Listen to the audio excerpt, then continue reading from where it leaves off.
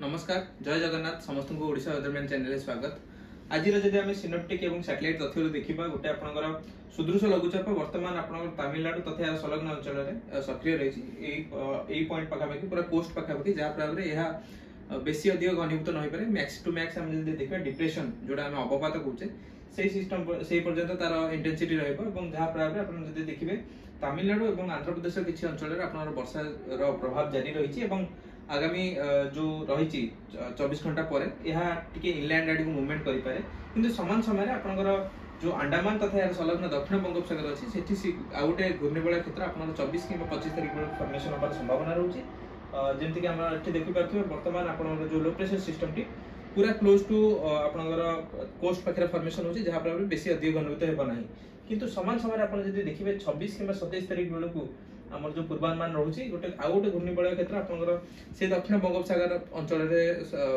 formation हो पारे किंतु तार फर्मेसन एरिया बर्तमान संशय जारी रही जब देखिए आम विभिन्न ग्लोबल मॉडल जमी आप जीएफएस मॉडल देखुचे आप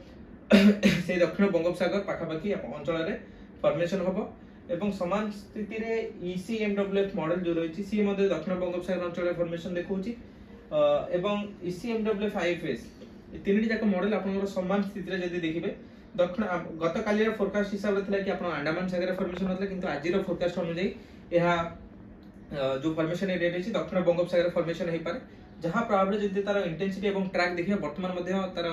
संशय जारी रही कि यह क्यों डायरेक्शन में मूवमेंट कर केते तार इंटेंसिटी किंतु यह प्रभाव में आम जो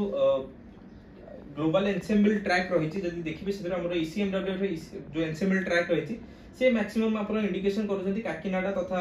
उत्तर आंध्र प्रदेश को अंचल को स्थल भाग को अतिक्रम करें आज आपरे डिप्रेशन कि डीप डिप्रेशन पर्यटन जापे कि साइक्लोन हम कि नहीं कहवा मुस्किल एवं पाणीपाग कारक बहुत परिमाण फेवरेबल कंडीशन ना घनीभूत करने कि आम कह आगामी 2 से 3 दिन भितर एने गोटे स्पष्टता आसो तबे समान समय आप देखिए आम जो वर्षार पूर्वानुमान रोचे राज्य आज नहीं आगामी 2 से 3 दिन पर्यंत कोस्टल बेल्ट रे कोस्टल तथा दक्षिण ओडिशा किसी बेल्ट रे हल्का रु मध्यम धरण वर्षा और कां भां जो थंडरस्टॉर्म एक्टिविटी देखा मिल पारे टिल आपन 24 तारीख पर्यंत